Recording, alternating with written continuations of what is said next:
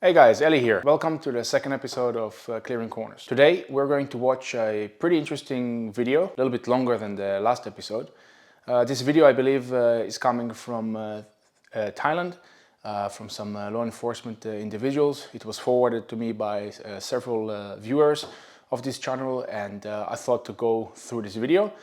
Again, I just want to emphasize that the purpose of this video is not to criticize people or, to argue with people just for the sake of an argument. The idea of this episode or this series is to actually challenge our thought process, challenge our performance, challenge our very education. So I hope that you will approach this video just like as I approach it, without emotion, without any attempt to point fingers, but rather to extract what can we do better, what can we learn, and what maybe we can integrate into our training or maybe into your training. All right, let's go.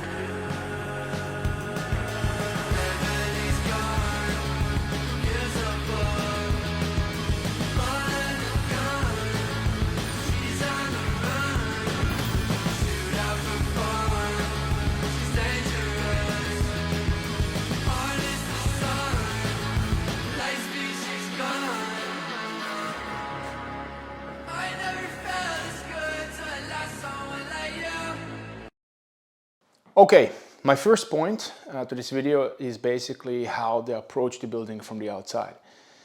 First of all, we don't know what is the context, hostage rescue, intervention, military, not military. I have really no idea in this case. I would assume that they either train for the sake of speed or doing things fast, or maybe really some kind of law enforcement capacity. But what is really apparent is that when they approach the building, the first man is closing on the corner of the structure. He has a pretty nice distance from the structure, which then again problematic in some cases where we have windows. But as he approached the first corner of the structure itself, what he does is that he just goes past it without any kind of a pause. So this is something that I personally would do differently, unless it's really strictly some kind of a hostage rescue or some kind of intervention context. But even then, if I don't have like a clear stimuli or a clear information, I might still do a very quick stop around that corner, specifically on the 90 degrees and maybe even 45 degrees. And the reason for that is because I understand that, first of all, my bridging point is beyond that corner. Second, I understand that the context of outside of the structure is very different to the context of inside of the structure, as of working around the threshold. Obviously, outside of the structure, there is a lot of exposure, there is a lot of information, and a lot of things can see me, but I can see only one angle at a time. So for me, it would be important just to do a quick pause around that corner, just to get a good eyes of where is my point of entry actually, because probably I'm already out of breath as I get to that point. And second, what kind of factors there are influencing the workspace around that point of entry basically. So I would have stopped, gained a really good situational awareness, and then closed into the bridging point. So it's pretty obvious here. And the second thing is that as they close into the bridging point, the second corner of the structure, of the other side of the structure, is totally being ignored by the number one. So the number one is, moving very quick past the closed door, the pull door in this case, and he completely ignores the second corner of the structure. Now, it might be some kind of a training effect. Maybe he's just not interested in that. Maybe the focus of the training is really just to work around the door, or maybe they ran it a couple of times. But when I train, when I do things, TTPs, I do them as I would do it in reality, because I am solving problems. And solving problem means taking note of the terrain, of the mission, of the threat around me, right? Dangerous. And so for me, if I'm closing on that door, what is really interesting for me, even more than that door, is actually what there is behind that corner. So again, I would like to get another 90 degrees around that corner. Why? The door they're about to get through into the building, basically their bridging point, might contain a passage to the other side of the structure. Meaning, how do I know that behind that corner there is no other point of entry to the same room I'm about to enter? Or maybe a balcony, some kind of an open window. That could give me some kind of a tactical advantage, or at best, it can just alert me for the possibility that the threat can flank me, right? So this is something that I would have done, at least pick that corner, get information, maybe that information will also change my course of action, and then get back to that door. Maybe I would not even split the door in first place, considering 360, but then again, this is something I would, in this case, I will not talk about. Now, I will give you some example, law enforcement context. We are two guys responding for an active shooter, but maybe there is other police officers just approaching from the other side of the building. The more people we have, the better it is, right? But I'm failing to see that. I'm failing to get this information because I'm just running around, yeah? So I would close around that corner, see these people, maybe link up with them or call them to me, or at least maybe as I close on that corner and I can't hear the active shooter, now I actually see him just exiting the building from the other side.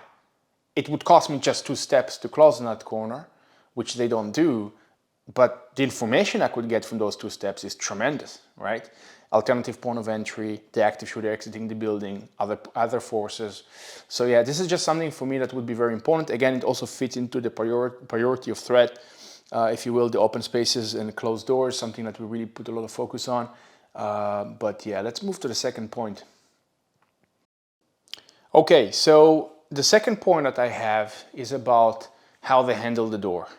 So the closing on the door, as mentioned, they didn't check the corner around the structure of the building, but rather they're now positioning themselves in a split position to the right and to the left of the door, which by itself makes a lot of sense, because in the end of the day with closed doors, doesn't matter if I do dynamic or slice entries, I need to see the room as quick as possible as soon as that obstacle is removed. That is a fact, okay? And the sooner I do it, the better, because I want to gain terrain, or at least the visual control of the terrain. Now, the problem I have with this is that the person on the handle side is the one that opened the door. Now, this is a pull door, which means the door is coming into our workspace, which is by itself very annoying, but on the other hand, it allows us to really control the door and ensure that it is being removed, as an obstacle, right?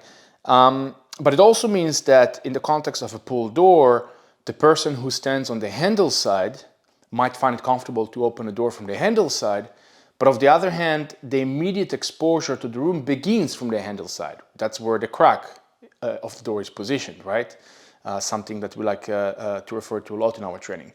And so what happens in the video is that the operator is reaching to the handle, interacts with the door, he opens the door, and his hands are not on the gun, and it takes some time to also see the room. Now, considering that from his position he can see the follow-up entry point inside of the room to the left side of the door, which is his sector basically, he's basically not being relevant for the space itself. Not only that, when he's opening the door, he's focusing on opening the door in a manner that suits him, meaning strong enough and fast enough to allow him to remove the door from his field of view. But for the operator on the other side, it's still not enough, meaning the door does not complete its swings fully, and he needs also to reach and touch the door and remove the door from the workspace. So basically we have 2 people touching the door in 2 different times. Touching the door means also they don't have both of their hands on the gun. If I don't have both of my hands on the gun, I can't shoot, but also I can't use my flashlight, which is also important here, considering that they work from the exterior of the building into the interior, which means already we see a big difference in the lighting conditions, okay? And so that's a really big issue, obviously. And I would argue that the person from the hinges side should remove the pull door for a few reasons that I will not mention now, and the person on the handle side in that context should be focused purely on seeing the space, primarily the center of the room, and being able to address it, okay? Now, again, we don't know what is the context here, but if it's, for example, an active shooter situation or hostage rescue, I need to be able to flow through the room as quick as possible, or at least make shots into the room as quick as possible. But if I'm the one standing on the correct side of the door, the side of the door that allows me to see immediately into the room, that allows me to work the room immediately, but I'm still, busy interacting with the door itself, I'm just not ready, okay? Where the person on the hinges, on the other side of the door, who anyway can't see into the room and anyway need to remove the door from his workspace, he's still also interacting with the door. It doesn't put us really in any point of superiority or advantage, if you will. So that's something that for me was really bothering, especially considering that the follow-up door was to the left. So they're really losing information. A context I can give you, imagine there is a person watching their point of entry, or maybe someone is being caught by surprise around that follow-up threshold in the room, and as they open the door, the opening of the door triggers him, you run deeper, but no one saw it. Why? Because the person who opens the door was still busy with the door. So yeah, that would be one of my points regarding this. Let's move to the next one.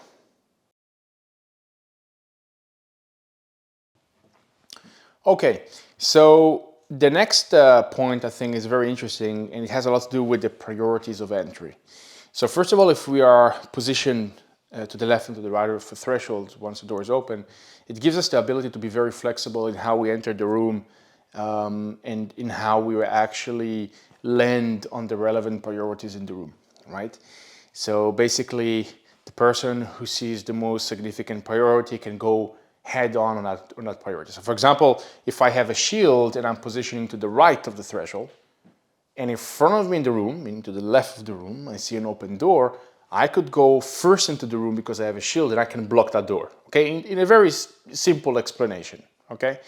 So it gives us a lot of options. So there's a lot of benefits in cross entry, and unless the threshold is very wide, that will be the way to go, right? Now, what really bothers me in this video is that as they make an entry, the priorities of entry in this specific segment are arguably not as efficient or good as it could be. So I still think it's good that they are training it. I still think from the basic perspective of movement, they move okay. But think about the following. You are a role player, and I'm asking you to go deeper into this building and hide somewhere, and that they will come from this point of entry. Why would you hide in the corner to the right of that threshold? So that room has a door to the left, right? A deeper room. I think it is more logical and more probable that you will prefer to have a little bit of a deeper position in the structure, a position that gives you options, a position that gives you depth. Now, I'm not saying it can ever happen, because on the 7th of October, both my team and other friends of mine did experience situations where they did encounter people in corners, but those often were situations where they were either cut off or there was no depth or further depth in that room.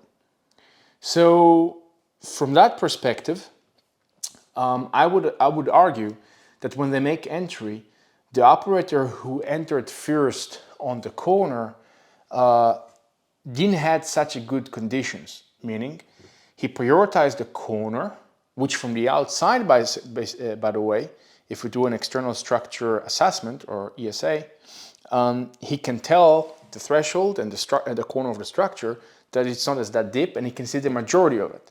Where the other operator can see that to the left we have another follow-up opening that obviously can be more dangerous and is obviously darker, and therefore in comparison to that corner, I would say it will offer a greater deal of danger.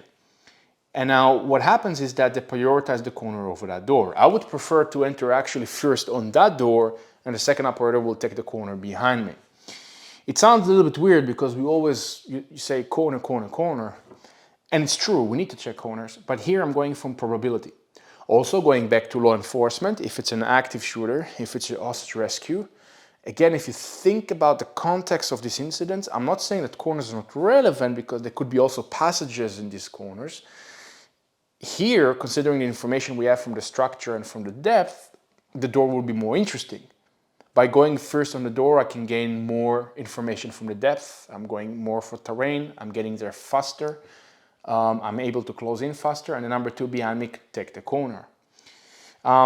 Plus also in terms of how we move in the room, in Project Echo, it is in our courses, by going into the door, it gives me a little bit of a better survivability in terms of that corner, but that's on another time. So yeah, I think that the person on the right side of the door should have been going first, and the second person who went into the corner should have been the operator to the left. Another thing worth mentioning, that if you slow down, you will see that the first person who enters the room and takes the corner has his entire left flank exposed for the depth, meaning he can't see it, but that depth can see him. And by the time he rotates, I would argue that it will be already too late. Again, a defender is most likely to be in that position, as they really like depth and the 45 degrees angles. But yeah, this is just my opinion and how we do things. Let's go to the next point. This one is rather simple, and I think that most of you will understand it. But I still think it's really important to point it out because we see it quite often, especially when things start to be very quick. So we have here an interesting situation that on the follow-up door to the left, the one we talked about in the previous point, we have an operator which is already catching up on that door. Behind them, there is another operator that starts to close in on his door, and he's aiming a gun from the back of the lead operator. Now the first operator gets an arrow angle to the next threshold, and instead of proceeding and clearing that room, he maybe takes a few angles, but he holds it as the operator behind them is completing the slice, or clearing of that space. Now this is quite dangerous. First of all comes the question of how will I do it at night with night visions. We don't have any kind of line of communication between us or some kind of situational awareness, and it starts to be pretty dangerous, especially as our field of view is reduced.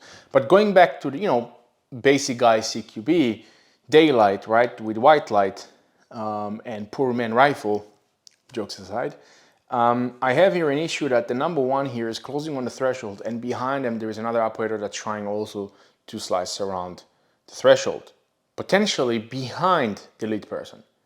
Now that leads for a few issues. Issue number one, we know that the marksmanship in force and force, especially when the officer is being surprised by a very sudden appearance of a threat. It can be whether it's a guy that runs out with a knife, a guy that pulls out a gun. The first bullets, if not most of them, are going to be point shooting. Now, do you really want to have someone behind you point shooting 6 bullets in the speed of light? Probably not. Plus, white light from the back will silhouette you as the lead guy. No bueno, this is not cool, right? But also, what can happen is that the number one see a suspect, for example, on the narrow angle, that suspect tries to run away, and number one is fixated, and like he should do actually, is trying to close on him, pursue him, tries maybe to go to 90 degrees. But the problem is because behind him there is an operator that is also aiming and probably see a few angles already ahead, we could end up with a friendly fire or some kind of a conflict that will require more coordination. The more coordination, the more possibility for accident or the waste of time and basically being inefficient. So this is for me a very tricky situation. It's a very chaotic situation.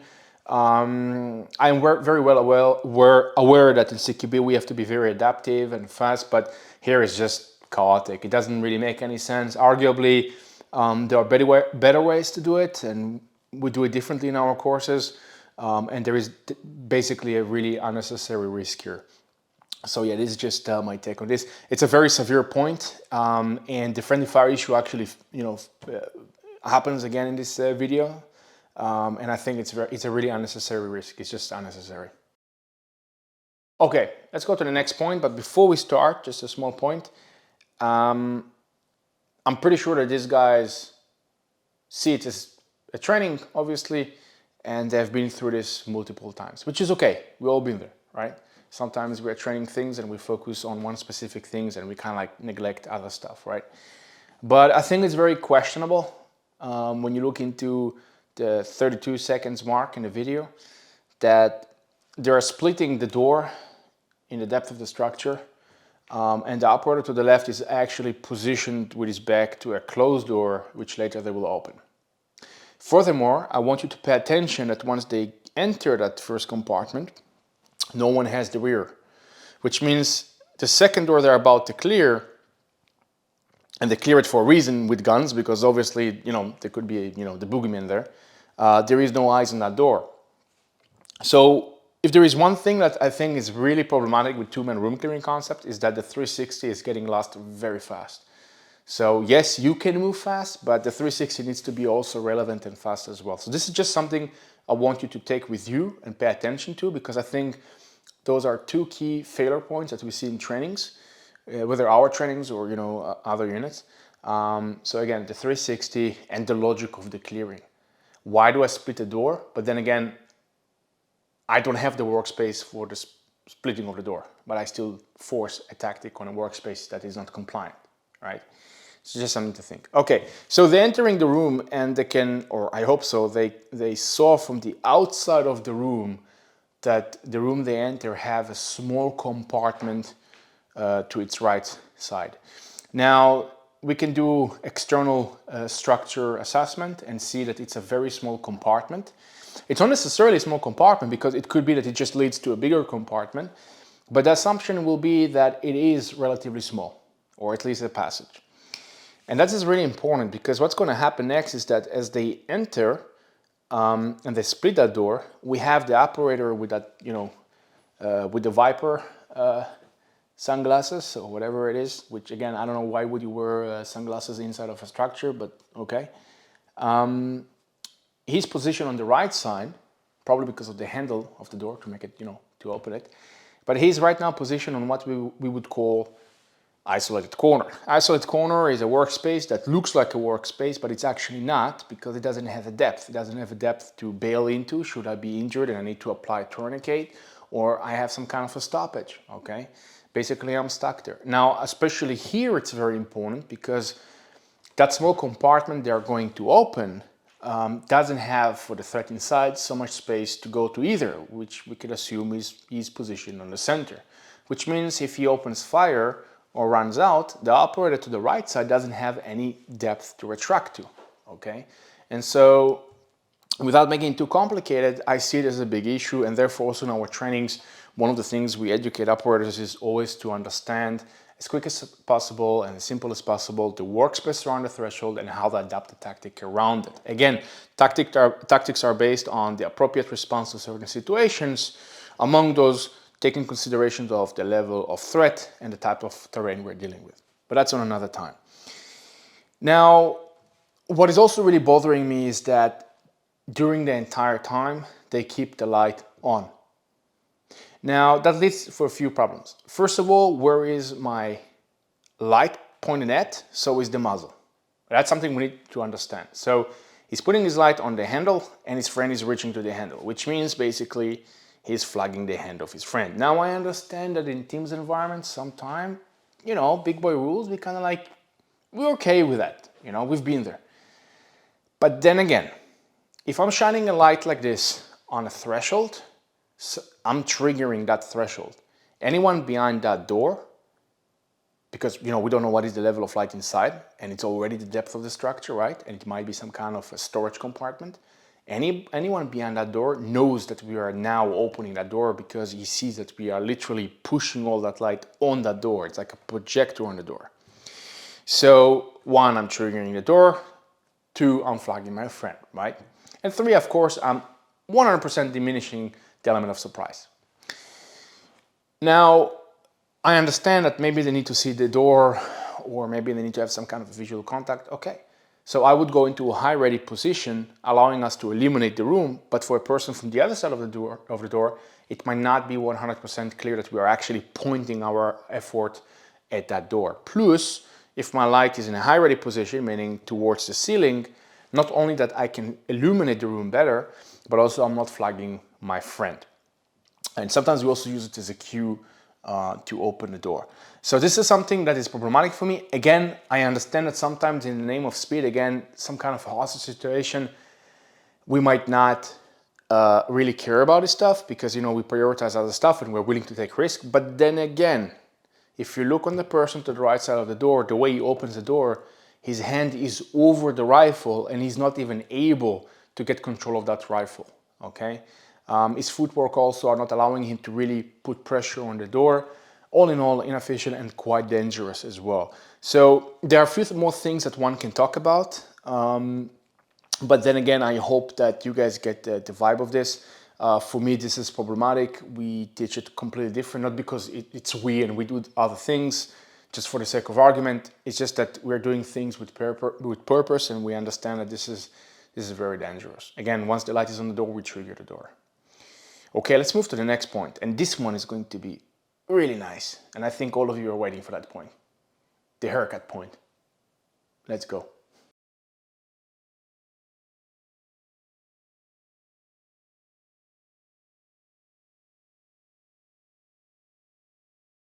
Okay, final point. And I think you all waited for this one. Probably, right? But yeah, look, people make mistakes. It's part of growth. The question is not about making the mistake. It's the question about what are you doing with that mistake. And the same applies, by the way, for winning, right? When you win, you have to ask yourself, why did I win? Was it by coincidence? Was it because my opponent was too weak? Was it because I was really good? So asking yourself always questions why I do things is really important. And that's, for me, at least, is a way of life, right? But let's go to this very interesting point. So both operators are right now positioned on the funnel door or the funnel bridging point. I think that the staircase was not in game because normally I would like, if I split a door, I might also look up to the staircase, diffuse it first, and then get that door. But considering that this house have a couple of levels and on approach already from the outside of the structure, no one looked for the windows, make me assume that it was out of play, which is okay, you know. I'm really not going to judge them for that.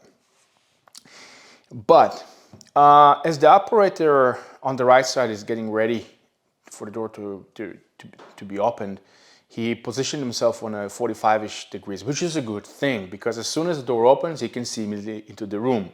Now, I'm not so sure if they are aware about it, but already from the outside and already from the information that we have from the previous room, we can already conclude that this is a corner fed, so everything goes to the left.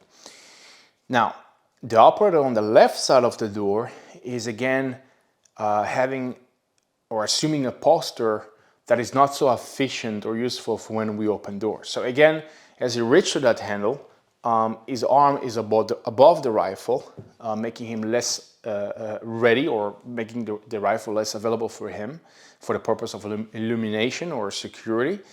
But also as he reached to the door, all right, it really takes some time to get his hands on the rifle and really join the fight. Plus, he doesn't really see the center of the room. So as his friend immediately sees the room, because he's positioned on the crack, obviously, he starts to engage. His friend on the left side, instead of addressing the center of the room, which is also his sector, he goes immediately to the line of fire of his friend, trying to help him.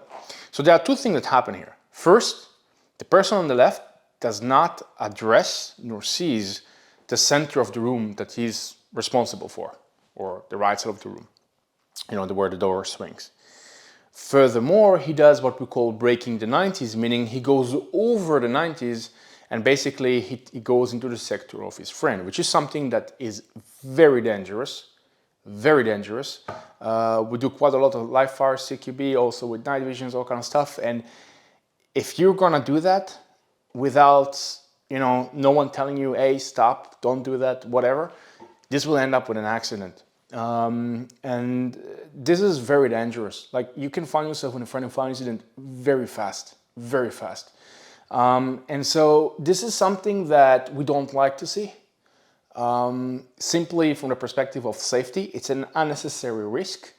And then again, by rushing to that angle, not only that, you know, I'm bringing myself into a friendly fire situation, I'm also not able to see the room.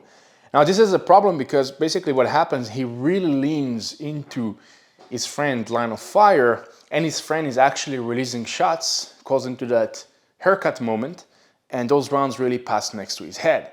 Now, imagine the following. What if it was a pistol?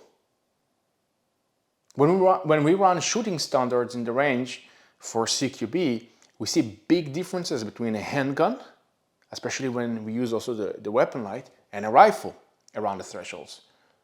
And you know, we ran it with sport shooters as well. You see differences, okay? And so if that weapon is smaller and harder to control in terms of recoil management, and we put it into this circumstance, that already starts to be very dangerous. Furthermore, in some situations where we have a longer weapon system, if that muzzle or the muzzle flash is going to be closer to his head, that's going to hurt. That is not going to be nice.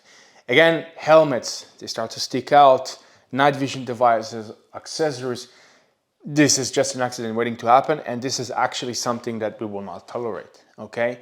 So the reason why we have SOPs and tactics are for a reason, okay? Now there is a nice analogy I like to use with my students about the importance of staying within a TTP to a certain degree, of course. I mean, after all, we want you to break the rules, right? But we want you to break the rules only when you know the consequence. So when a pilot takes an airplane, he is very well aware about the limitations of his aircraft, meaning he knows that there are certain maneuvers that he can't do. And so if a pilot will take his aircraft and he will just do all kinds of maneuvers because he just feels like, he's essentially in the gray zone because he does not know at what point his wings are going to break. Same thing apply for CQB. Once you're running a certain TTP or you work via a set of principles, you really need to stay within that framework, or else you will collide with someone else, or else you will do something that will put someone else at risk. Okay, so again, stay within TTPs, understand TTPs, break the rules when needed, but understand the consequence. I hope this episode was useful for you guys. I think it's a pretty interesting video. I think there is actually a lot of stuff to talk about in this video. In fact, when we kind of like wrote this script for this video, I saw a lot of points that I find very interesting, but I thought it will make, you know, a long video, which I'm not so sure if you guys will be interested to see a 45 minutes. I mean, you can comment and let me know. But how about this? If you saw anything else that is very interesting in this video and I missed, write it in the comments. So yeah, I hope this video was nice for you guys and interesting and educational. Thank you for following us. I really appreciate it. The last video was really great and there was a lot of great comments from you guys. Looking forward for the next one. Take care.